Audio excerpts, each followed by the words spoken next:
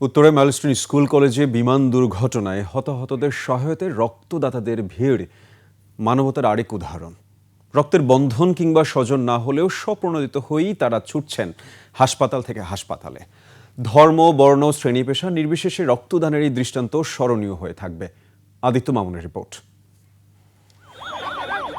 উত্তরার লুবানা হাসপাতাল থেকে তখন প্রায় সব রোগীকে স্থানান্তর করা হয়েছে জাতীয় বার্ন ইনস্টিটিউটে। কিন্তু বিমান দুর্ঘটনায় বিপুল রক্তের যোগান দিতে হাসপাতালে নাম লেখাচ্ছেন এই সব মানুষ। কোমলমতিদের বাঁচাতে হয়তো বিরল গ্রুপের রক্ত সহসাই মিলত না। সেই নিরাশায় আশার আলো হয়ে আবির্ভাব এই রক্তদাতাদের। হাসপাতালে প্রচুর ব্লাডের প্রয়োজন, এই জন্য আমি আসছি এখানে ব্লাড দেওয়ার জন্য। না, আমার কেউ না, আমি স্বেচ্ছায় আসছি। স্বজন হারাদের পাশে আহতদের জন্য প্রার্থনা আর সহায়তার হাত বাড়িয়ে দিতে তারা ছুটছেন উত্তরার হাসপাতালগুলো থেকে ঢাকা মেডিকেল কলেজ হাসপাতালে। আমরা তো পার্শ্ববর্তী হসপিটালে জব করি, উত্তরা জেনারেল হসপিটালে, সেই জন্য আসছিলাম ব্লাড দেওয়ার জন্য।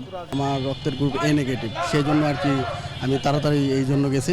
আমি রক্ত দিতে আসছি, কারো যদি এবি পজিটিভ রক্ত লাগে আমি দিতে প্রস্তুত আছি। এই আর্তনাদ, বিলাপ আর চোখের জলের সমস্ত দৃশ্য আর গল্পই বেদনার। স্বজন হারাদের পাশে দাঁড়িয়ে মানুষ ফিরছে মানুষেরই কাছে। আদিত্য মামুন, 21 টেলিভিশন, ঢাকা।